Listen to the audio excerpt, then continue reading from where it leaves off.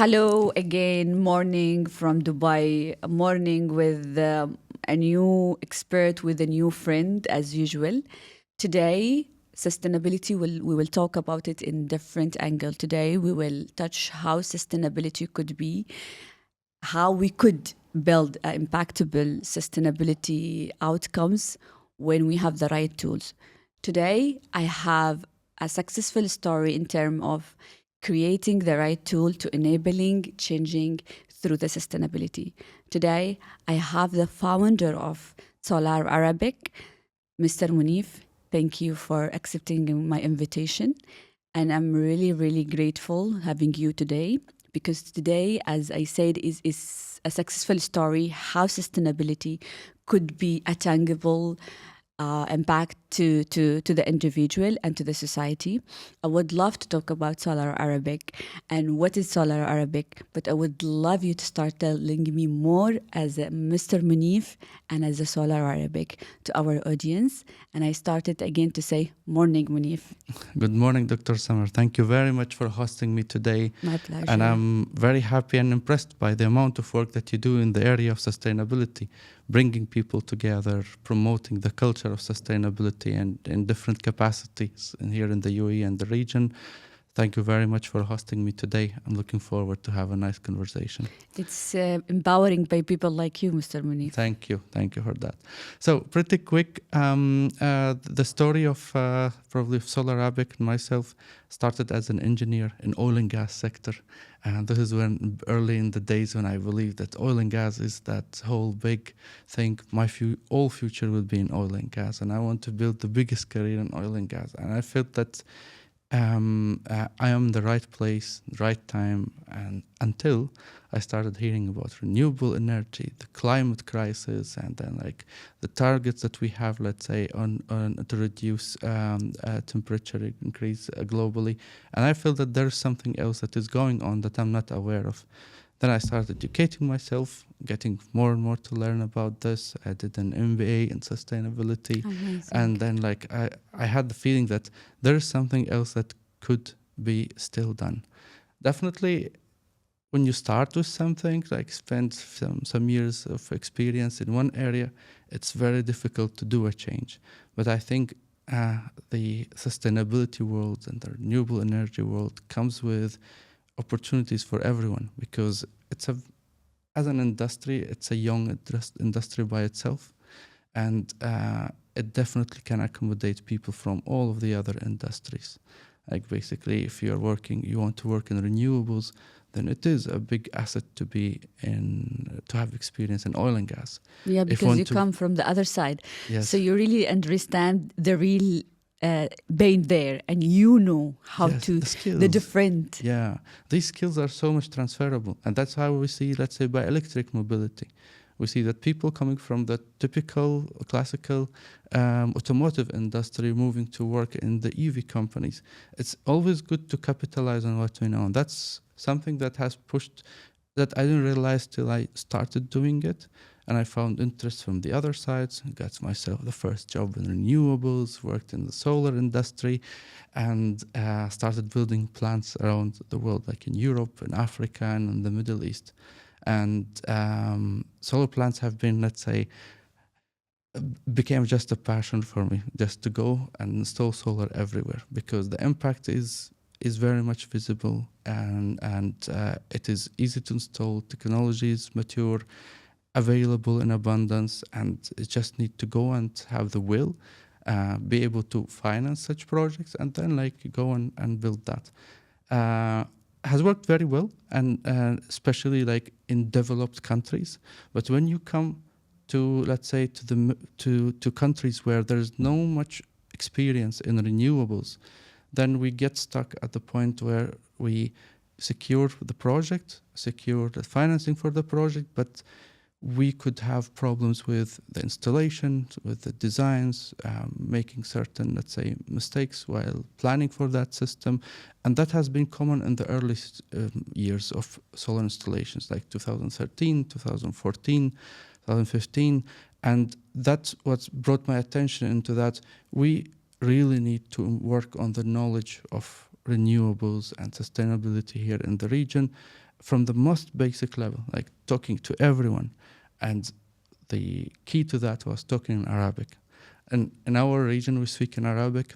We are comfortable to learn, to speak, to discuss, to work in Arabic language. And I think that was something that was always missing here in the region, that The access to the access to that knowledge. Because obviously, if you study in the university, there are great universities around. They have very good academic content, books, lectures in different languages, including Arabic. But the practical knowledge that would help you to actually build the project doesn't exist at all. Common industry practices were not so common, let's say, around, because still the industry was relatively new, and there are no resources for people to capitalize on, to learn in order to get to execute better projects. And that's where we found the gap, that we have the technology, we have the money, we have the land, we have the need, we have the sun, we have everything. But we don't have the know-how. The know-how. That know-how has been building up slower. It's not that it's no one to blame. It's the beginning. Every like whatever you do for the first time, it will be difficult, and you have to learn a lot from that. Here came the idea of Solar Arabic. Okay, let's get to see the professionals in the renewables industry, have them transfer that knowledge to people in the region and in Arabic language. So that was the motivation to start Solar Arabic back in the days. Yeah, it's really amazing, because usually when I'm sitting with my friends and having this chatting about sustainability, I love to, recall some of what they are sharing during the conversation. I love when you say capitalizing the knowledge, like you are investing to scale up the knowledge. And this is, I believe, what Solar Arabic is currently doing it.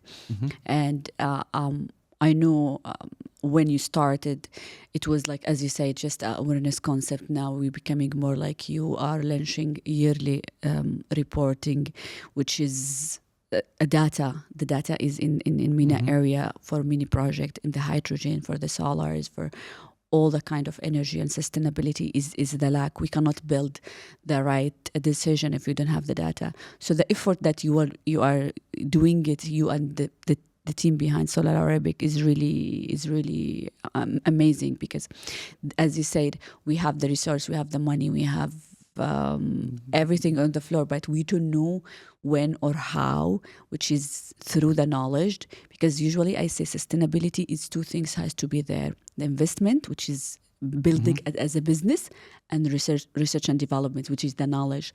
And this is what you contribute as a Solar Arabic. It's really impressive how we are doing it with that language Arabic. That's why you said the access is not there. Because we want everyone to be in the end of the day, you have two ways of doing it. You either bring a foreign company to come build it for you with foreign minds and foreign hands, or you build the industry locally. So, yes. Localization. Localization is just not like some people would always relate it to producing something here. Yeah, but if it is engineered in here, and if it is built in here with our local hands, and if it is maintained later on with our local hands, that's something that pays off on the long term. Because in the end of the day, it's a new industry, and you either build an industry or you simply become a consumer.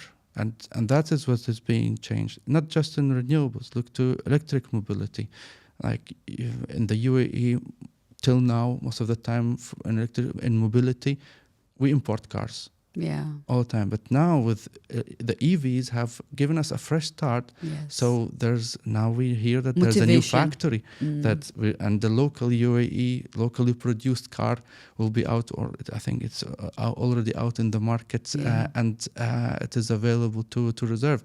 That's fresh change, gives you the opportunity to get things straight. Let's move from being an importer and produce that locally. Same thing for renewables. Let's try to produce locally. If it's not feasible economically, then at least let's engineer it, let's build it with local hands. So that's why in Solar Arabic we started talking in Arabic language with the basic, let's say, level of knowledge, building it up slowly until we moved from speaking to only individuals who are working in the industry to help them better do their job. we move talking to people who are not in the industry to motivate them to move to work in sustainability. And then now what we do is that we're trying to create that content like you have mentioned, like having market intelligence and market reports that would describe the hydrogen or the solar or the wind market here in the region. We develop that kind of content not for only local people, but also for foreign investors. We want to de-risk this investment for them in the region. We want to motivate them. We tell them that, yes, we have the resources, we have the will, we have the regulation in place, and we give them that feeling that it is actually safe and profitable to come and invest in here. And then we make the ecosystem bigger and bigger and bigger, because we are just, I think, maximum 20 years in this industry at a commercial scale. And that's something that has been growing super fast, and I think we're just still at this early stage of the hockey stick, and this will become more and more a mainstream industry, replacing the conventional power plants, oil and gas for most of the applications. But oil and gas will definitely remain for some other applications where renewables can't accommodate.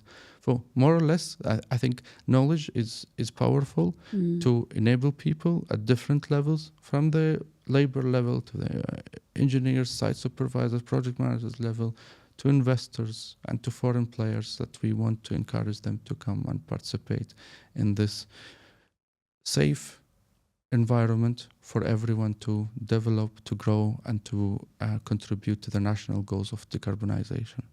I believe, Monnef, you have been involved, as you said, with the big players, as investors, as a companies, as a new entrants to the market, or already existing the market, like Huawei, like Jinko Solar, and you can list it, the big names of companies.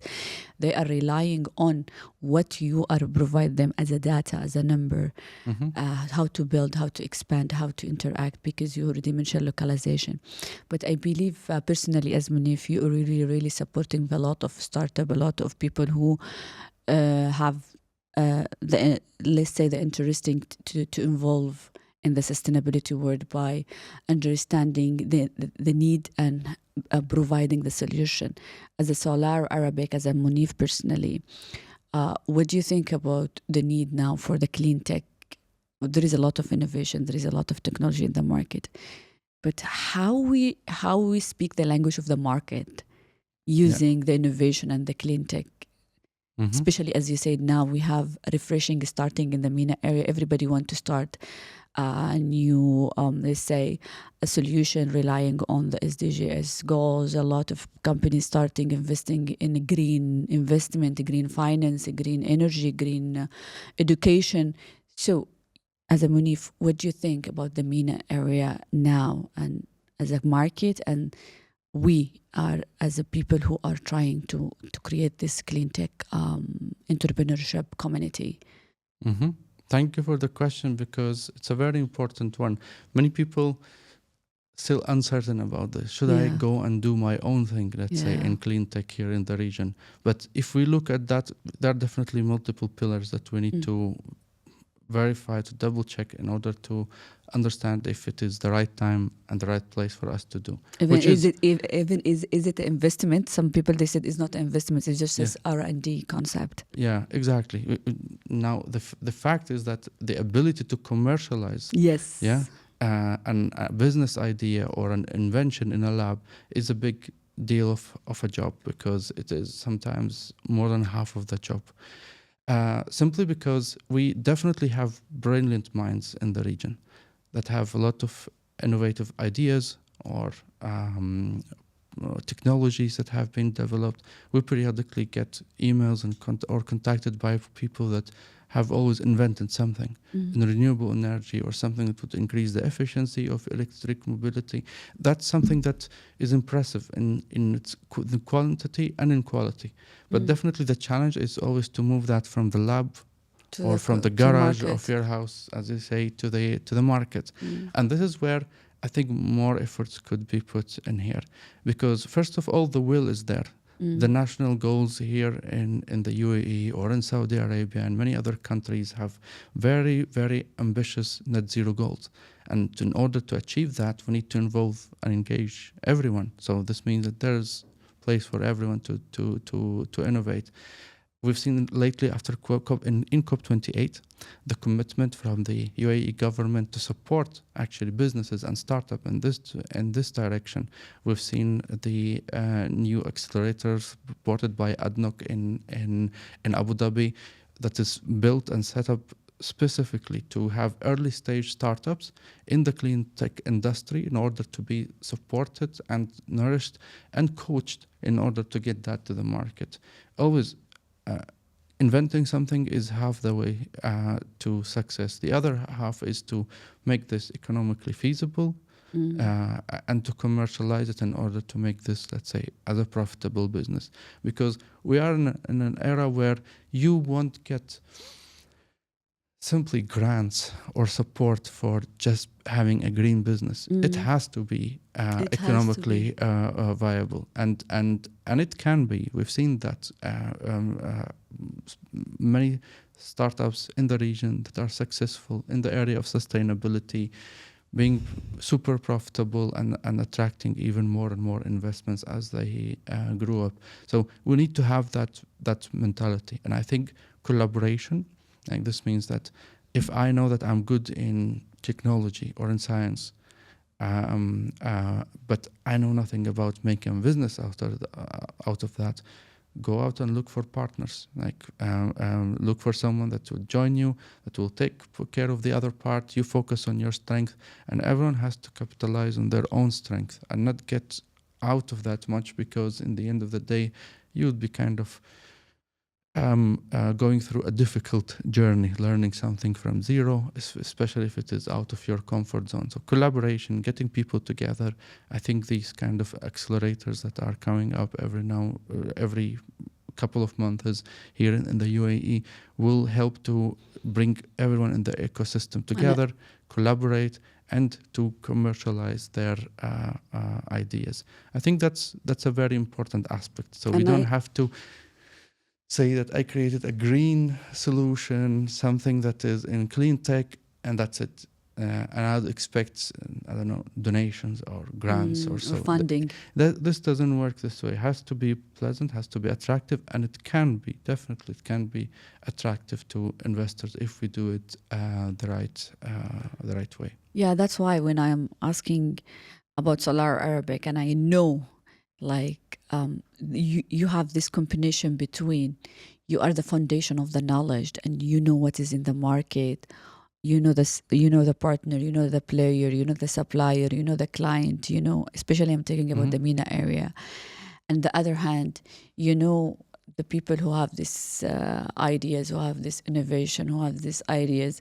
So leading these startups or these programs and match them in the market is something Solar Arabic could make big difference by direction the right people to the right place, the right time. As you said, it's not matter just we are innovating a green solution and we are waiting someone and funding. No, you are positioning them in the ecosystem that already existing there. That's why I believe there is coming program in terms of this, but I'm not sure if it's the right time to share it. But I hope, as you said, there is more to do in this part. And Solar Arabic, I believe, as I told you, the foundation already there. So it's a matter of positioning the right people with the right things, with the knowledge and the leading of the Solar Arabic. Yeah, definitely. We are, in the end of the day, one entity. We can't provide the value that the market deserves. I think there is a lot more that could be done in here in order to empower those that are innovating in this area or have the interest, but they don't have the coaching, kind of in order to actually start convert their You're thoughts speaking into the business language with them. Yes. This is what Solar Arabic can speak to this startup and this community of innovator people, business language, because you, as I shared before, you have the community already, which is big companies as multinational or a local or so on. So if I can ask a question in terms of the content that Solar Arabic every day create it every day, share it as a level of market research, as a level of report, as a level of events and activities and boardroom partnerships that you, a lot of activities that Solar Arabic, I believe, can cover it. What is the challenge? What is the main challenge when you want to deliver this academia, the expertise language to the market? What is the challenge for first, as when you start, or even currently now? What is the challenges? Yeah, I think when we started, the major challenges were these misconceptions mainly. Yeah, like we started with the focus on solar because like that's the biggest part of renewables in the region. Especially also your engineering, I Yeah, think. exactly. It's your passion. I can see how you start talk about the project more than the Solar Arabic as a company. It is something fascinating because solar is so simple in its I can see how you principle. smile already now. Okay. Having a simple technology like that is a curse and a bless at the same time. It's a bless because you don't have to do much in order to learn how to install it, how to deploy it, how to use it. But it's a curse because the simplicity allowed many unqualified people to get there and participate in the market. And you can imagine in the early stages of a technology like solar, if, I don't know, 20% of the installations of solar would have problems or would catch fire or would fly off the roof or, then that bad practice in the beginning actually gives the bad reputation that is actually false. Like these things happen only when there's bad practice in installation or bad equipment used or something wrong in engineering when this was designed and so on. And that's the difficulty that we faced in the beginning.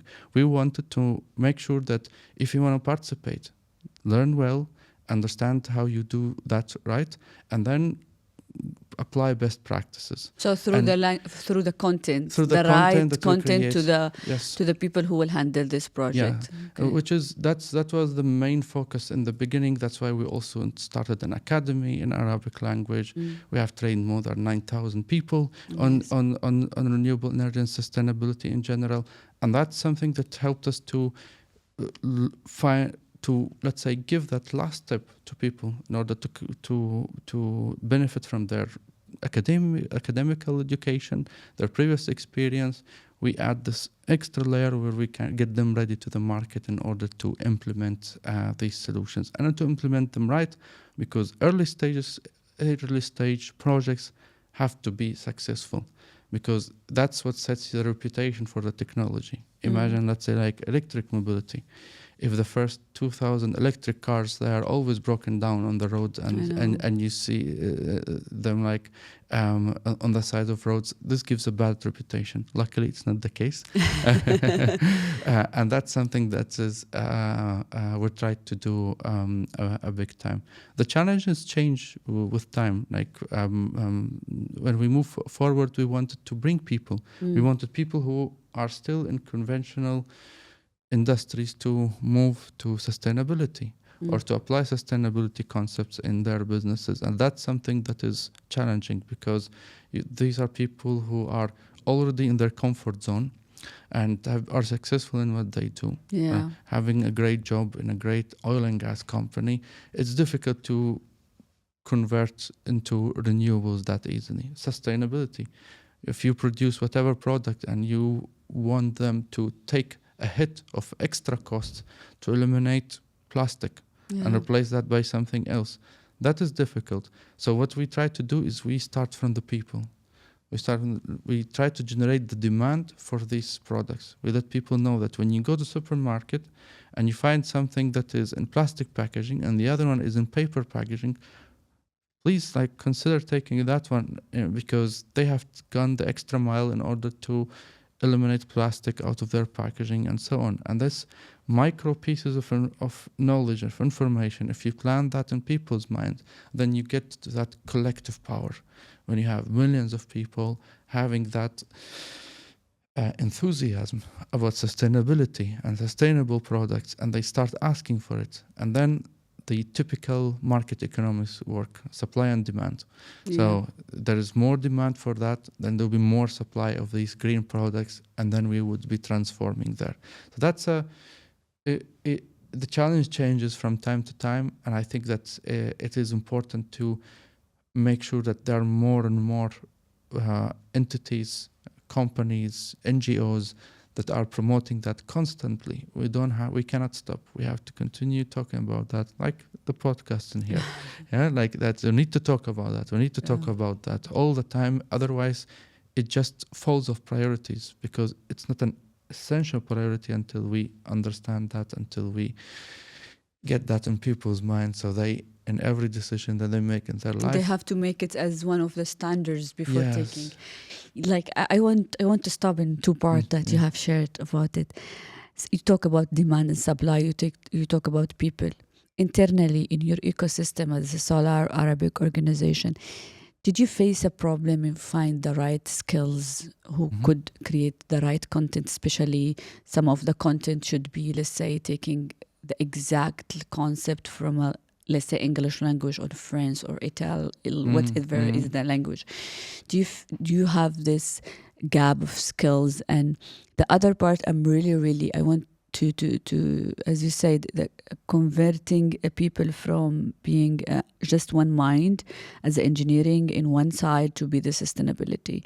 I believe Solar Arabic have their own content, have their own training courses, workshop, long-term and short-term on that part, where it's really giving you as a mindset, as a technical, as a industrial-wise, how to think wider, how, as you said, add a layer. Like, I like what you are doing as a Solar Arabic team. You don't create a new foundation. You add on what basic and foundational knowledge that the participants has, and you tell them this is how it should be. So do you face some challenge find the right, let's say, qualified team on this? Or in our MENA area we have the minds and we have everything? Yeah, definitely we have the minds. We have great people, not just by technical or so knowledge, but also by enthusiasm. As a Solar Arabic, personally, I want this. Yeah, definitely it was difficult in the beginning, because you are tapping into a market where there were we would look for renewables or sustainability reporters. Yes. Try to search for that in the market. That does not exist. And in Arabic, see? Yeah, especially in Arabic. This is why I'm asking. Yeah, it was difficult. And for training programs, that's even more complicated. Yes. To have trainers who have experience with, let's say, sustainability, including renewable energy, and still speak in Arabic in order to deliver that in Arabic. Yeah. That was a challenge in the beginning, and that's why the growth in the beginning was a little bit slower, just to build up that team. Yeah. We spent approximately 2 years just building the right team, and I'm very proud to say that today we have an amazing team that is so knowledgeable about what they do, and they have learned by doing. I think my role personally was to just remember myself when I tried to move from oil and gas to solar energy, and how much my managers were patient with me till I learned, and how many mistakes I did myself. If my supervisor wouldn't be so patient and give me a chance and believe in me, I would have definitely failed. So now I try to apply the same, let's say, to the team. Like, someone joins, we don't expect anything perfect from the start. Just have the right mindset, have the enthusiasm about renewable energy.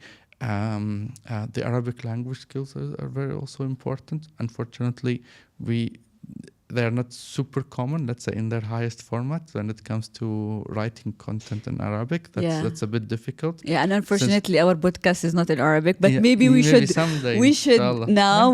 have this initiative now, since we talk as a GreenSofaPodcast. We need to have some topics through your team. It should be in Arabic. I'd love to. We should, because I believe you always do amazing changes in terms of this. So we should do something in Arabic. Maybe an episode for a start, then that would be nice. We open the door and let's see. Yeah.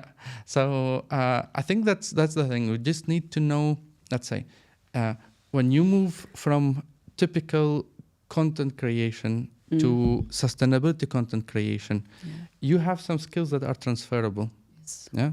So we look for these transferable skills of the candidates, and we see what is missing, and we work on in the beginning to have good onboarding, good training in order to get them qualified for the new job. I think for everyone moving to sustainability, they need to know that they are great, that their previous knowledge is very much valuable, and that knowledge is actually essential and gives them an edge in comparison to other people who are just entering the industry. I've said that in a very generic way, but I want to re-say it in a more like an example, small example. Let's take someone who has been working, I like the oil and gas example, sorry, I keep repeating that. Imagine that someone worked in oil and gas for 20 years, has got so much knowledge, so much experience. Yeah.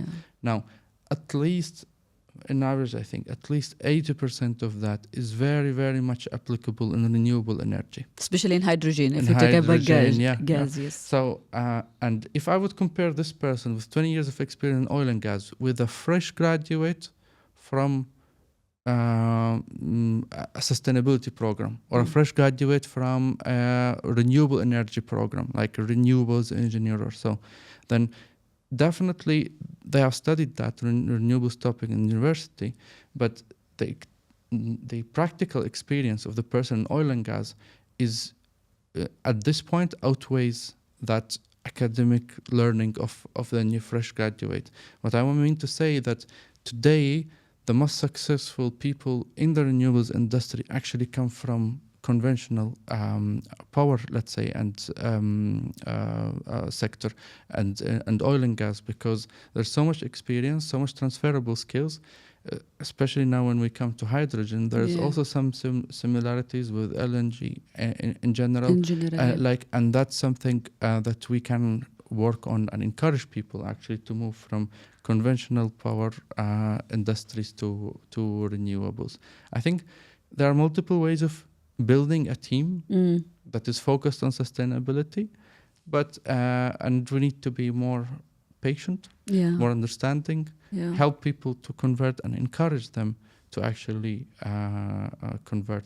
You can't probably imagine that our biggest problem when we search for people is that people don't apply. They're afraid. They say, oh, we don't have that skill. I've never worked in sustainability or renewables before. So we started to work on the job description. Yeah, actually, this is what I was going to ask to share that. Even there is a new position coming. People, they don't know there is a position called energy manager, energy editor, energy. There is different new concepts and terms coming to the market. Working on them. So we started tweaking the job title and job description to match the older industries. So we encourage people from these industries to apply. Otherwise, it's too scary. Like I don't know, sustainability consultant. I didn't do sustainability consultant per se before. How can I join this job? But if you kind of try to smoothen this out, like consultant with focus on, I don't know, optimization, with focus on, if it is in energy, focus on energy sector and so on, then you could attract more people to apply, and then like help them to actually transfer to the clean energy sector. I think it's very important. If you allowed me, Monnef, I'm always asking this for all my guests. What is sustainability for you as a word, as a one concept for you? Because I believe you mentioned sustainability in many ways, and I can see how you emphasize on individual and education, knowledge, innovation, enabling people who don't even know that they have this ability to be in the sustainability industry. What is sustainability for you? I think in simplest words that I can put. I would love. I think we will be applying sustainability principles if we live today in a way where our grandchildren in the future can continue to live in the same way later on. This means that today we don't abuse the resources that we have, so there will be sustainability for you is caring what we have to reserve for the future. So the grandchildren that we would have the same lifestyle luxury like that we we do. have. It's not like in some movies, like some Hollywood movies, they show you the future like with this gray or no yellowish sky and people can't breathe. They have masks to breathe. Yeah. Imagine if we use it now, probably our grandchildren would have to wear always some kind of breathing machine when they go out to the street.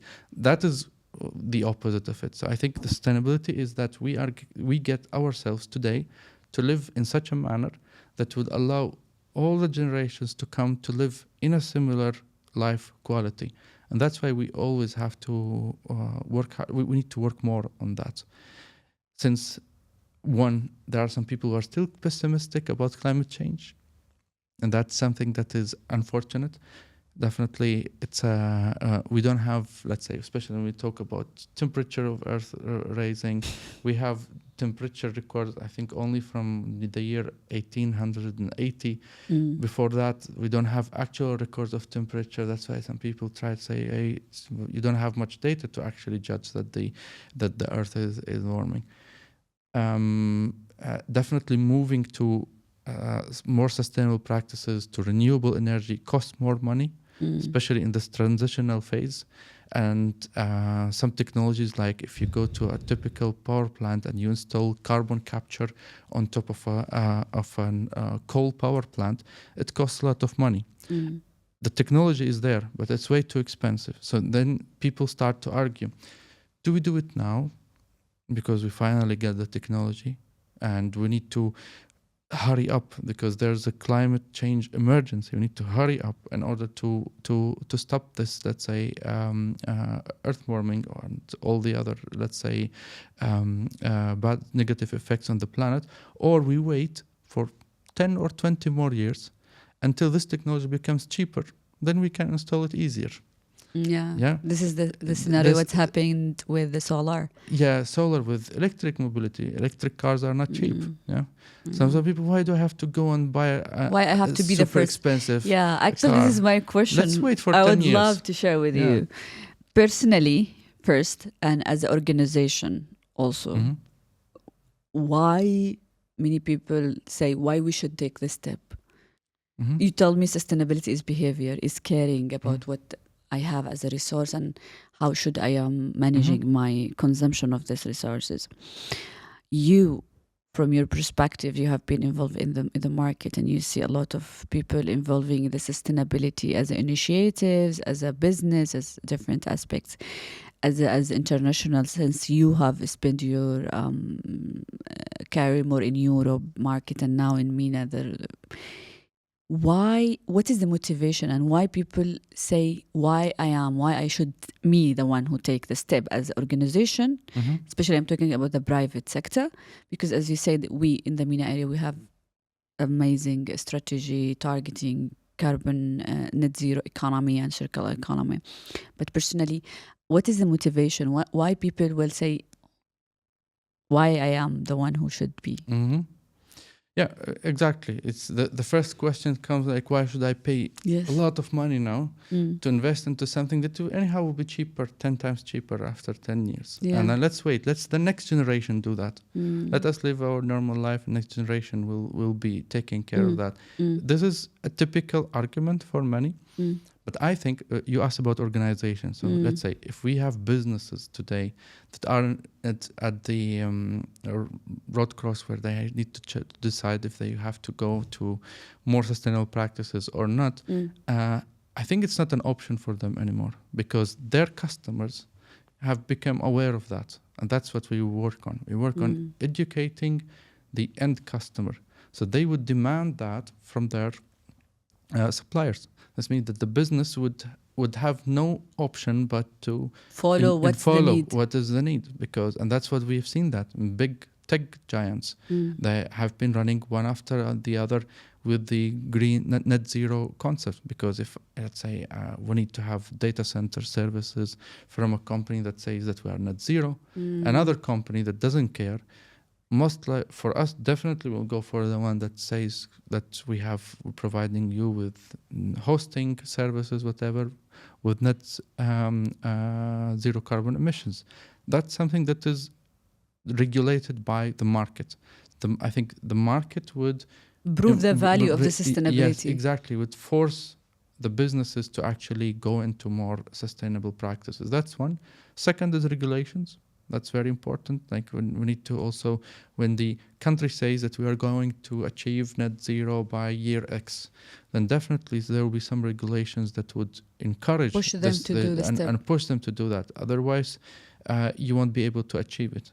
Because in the end of the day, now in a city like in Dubai, the biggest pollutant or the biggest air consumption or biggest energy consumption sector is the buildings in here. And now in order to have more, let's say, greener buildings, it takes some investment steps. We need to invest into energy efficiency. We need to improve the design so they become cleaner. We need to check the supply of energy to see that it comes from clean energy. We need to use the spaces like we've seen here nearby areas where the car parks have been upgraded to have solar panels on the top. And that's usually a wasted space, the car park, and you typically cover it with whatever, let's say, typical structure. But if you install solar, then you generate a little bit of solar electricity in here, which is very useful. I think we're going to get there step by step. I think in Dubai, maybe in 20 years, probably all of these big skyscrapers would have glass that generates electricity. Today, maybe we cannot imagine it, but the world has developed. It's already there. I think solar, the designing solar that it's coming to the towers is already there. Exactly. That's the building integrated PV, system, called BIPV. It is used, but I think it will become the mainstream. It's like, I think before 100 years when they've been building houses, no one was putting glass for the windows apart from normal glass. But now you have double isolated glass, for instance. That becomes a standard because you don't want to hear the cars in the street and you want to isolate from the excessive heat outside, so your house becomes cooler.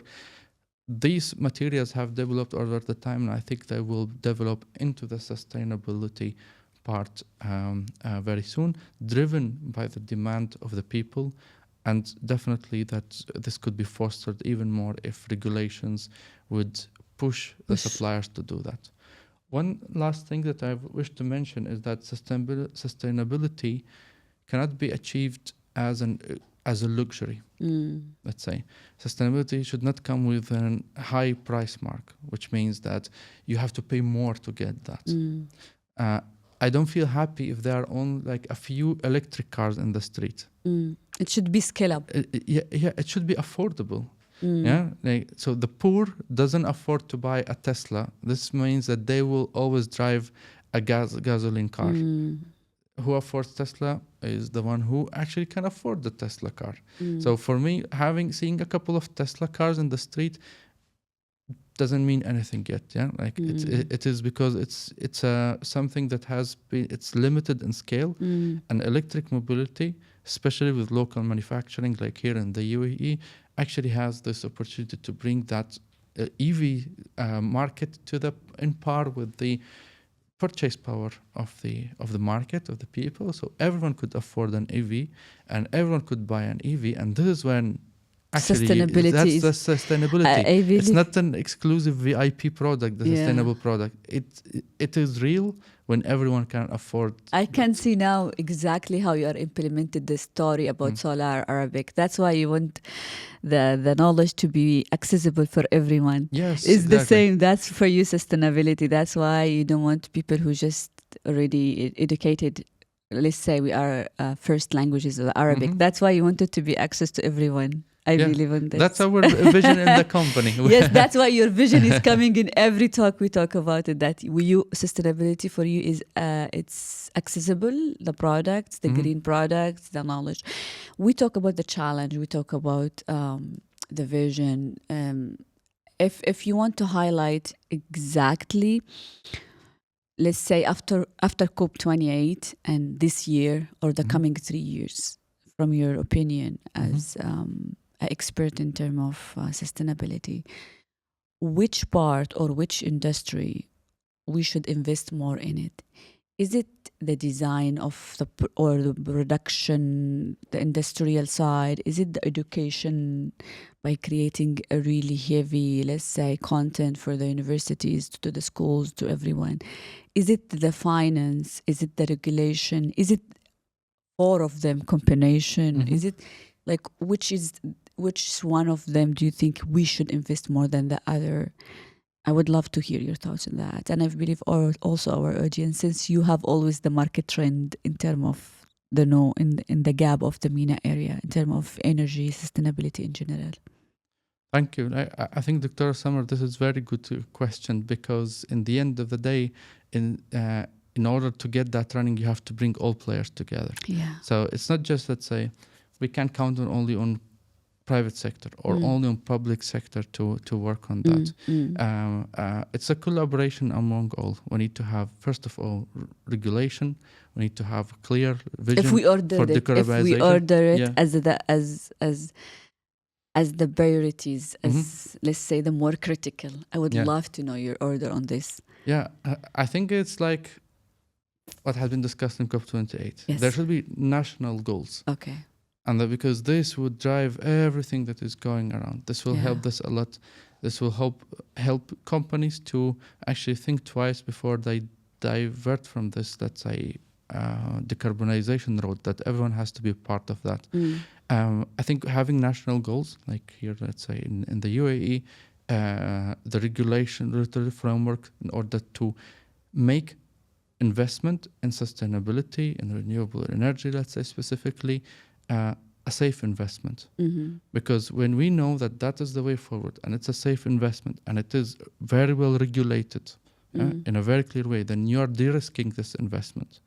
Once you de-risk this investment, this means that you can secure financing for much better terms. So it's easier. And then you can duplicate the case in over all the industries, all the countries, or the region. Yes, you can, exactly. You can multiply that. It's just having always everything in the beginning.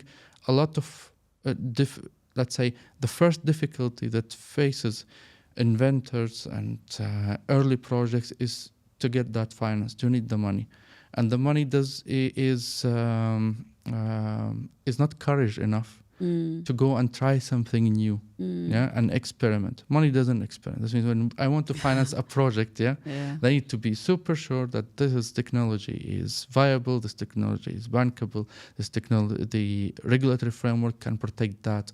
We will definitely secure the profits, let's say, that we target, let's say, when we invest in whatever project. So securing financing requires having this favorable environment, very well regulated, safe technology that is at a level that allows actually the commercialization of this technology, and then you can have that cycle complete and start implementing these kind of projects. But yeah, definitely national goals, regulations, make it safe for investors to invest, and then definitely you would have success within this project. And that's why countries like in the UAE have attracted investments from abroad and from local, let's also entities, and have achieved the biggest, probably some of the biggest, let's say, solar and wind projects, innovative projects when it comes to storing electricity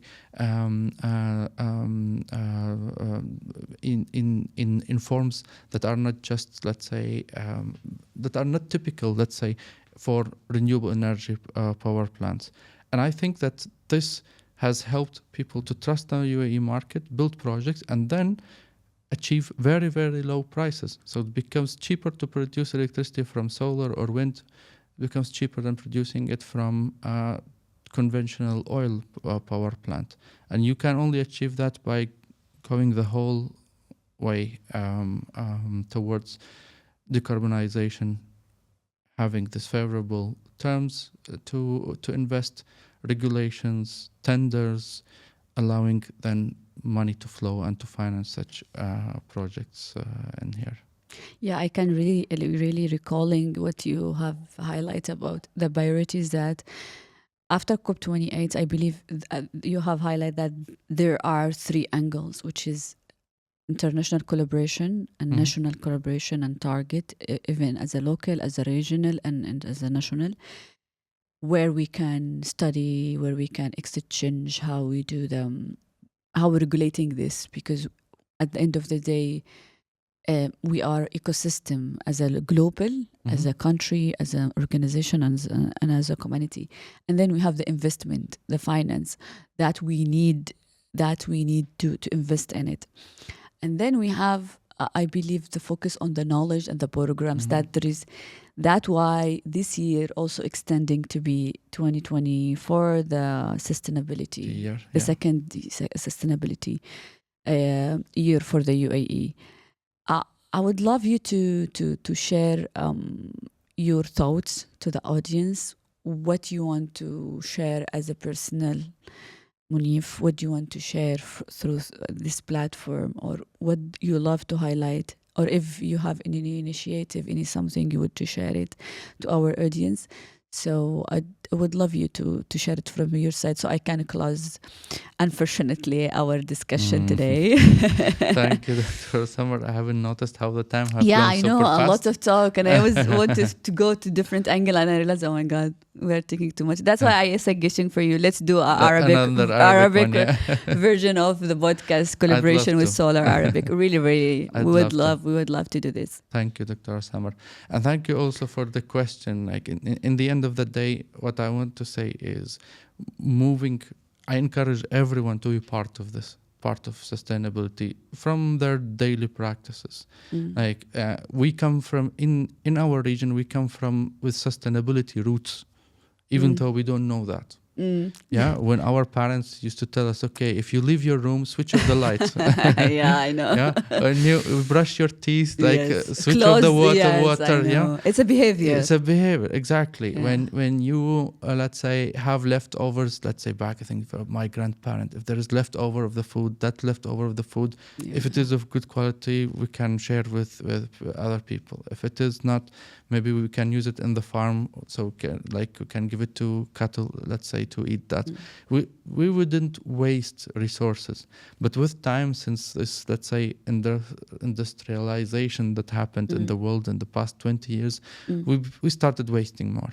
And I think we need to get back to the roots. Yeah, when our grandparents used to make use out of everything, waste much less than what we waste today, and apply that, because it's not foreign for us. It is deep in our roots. We need to get back to it. That's at the individual level. My suggestion at professional level, for people who want to actually work in sustainability and renewables, it is much easier than you think. Yeah. Yeah, please follow this episode and go directly to Solar Arabic, because you want to figure out how fun is sustainability and how potential you are sustainability. Yeah, it is, exactly. And many people, they know much more than they think. Their skills are much more valuable than how they would think. Because if you work in power plants, again, I get back to it, or let's say in a kitchen or in the fashion industry, you can move to do that a more sustainable way, because you have the basics of the industry wherever you are, in whatever industry you are.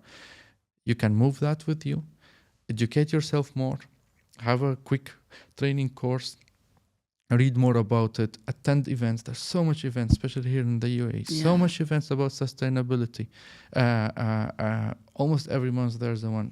Go there, socialize with people, learn more, and then apply for jobs that you think would be suitable for you technically, and then you can get that job easy if you know what to capitalize on from your previous experience. For entrepreneurs, there are so many support programs here, let's say, like in the UAE, for entrepreneurs to pursue a project in sustainability.